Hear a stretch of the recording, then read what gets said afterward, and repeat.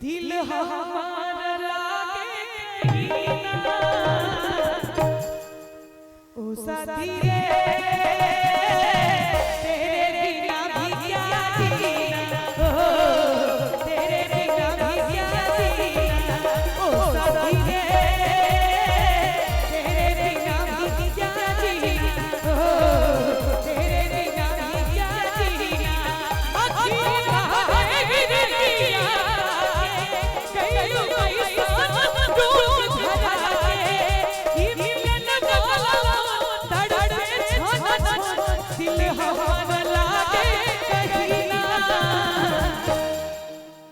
साथी रे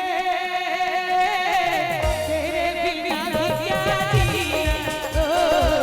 तेरे बिना भी क्या जीना। लेकिन ई वाला भोजपुरी छे ना मैथिली वाला हम सुनावे छी गेले के हारों के धारन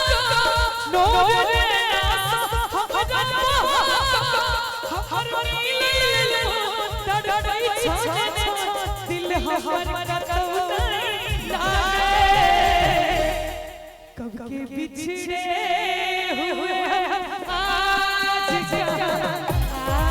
आएंगे कब के बिछड़े हुए आज आएंगे कब के बिछड़े कब के बिछड़े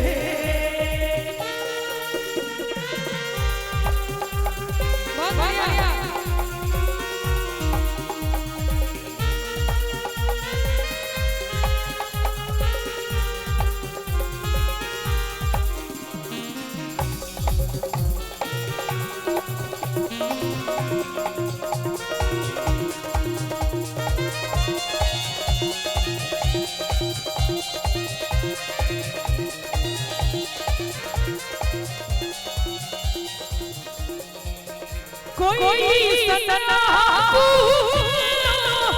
सब श्रृंगार बिसर